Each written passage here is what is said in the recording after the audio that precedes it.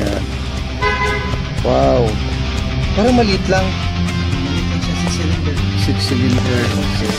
Guys, tingnan nyo guys yung ano, yung Maserati. 6 cylinder, twin turbo. Wow.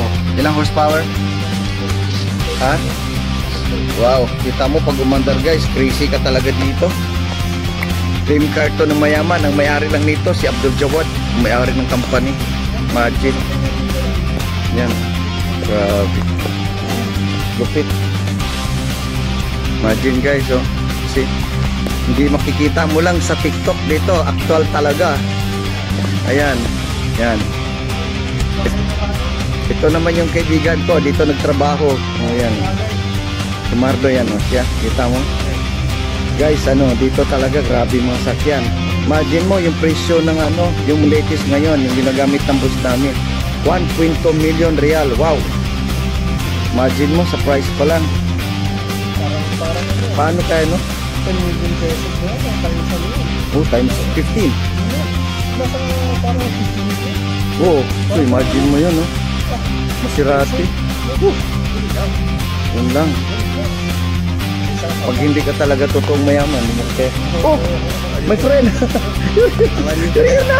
See, my friend.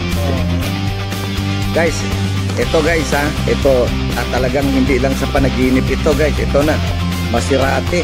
Ayan oh. Di ba? So hindi biro ito. Grabe. Pakita mo siya.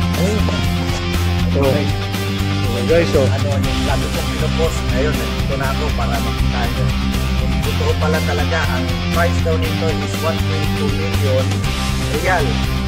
Imagine mo, paano mo ano ito. Siguro, kaya sinasabi ko, pag rich, ano lang sila, pag rich people lang talaga makagamit nito.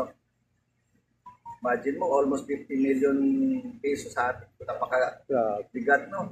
So imagine mo guys, Maserati. Makikita mo, ang akala ko Lamborghini yung pinupost ko. Ito, Maserati, bro. Grabe. Oh, kita mo guys, makikita mo, nakahirila lahat yan. Ayan, oh. Puro Maserati yan. Oh, di ba? Imagine mo, oh. Grabe. Nakikita lang natin to sa Facebook. Para ito. Oh. Yung company kasi na, ano, na pinapatrabaho namin, yun ang ano dito, yung dealer. Oh, di ba? Okay. So, maraming salamat guys. Okay, salamat bro. Thank you. Thank you bro. okay. Thank you bro.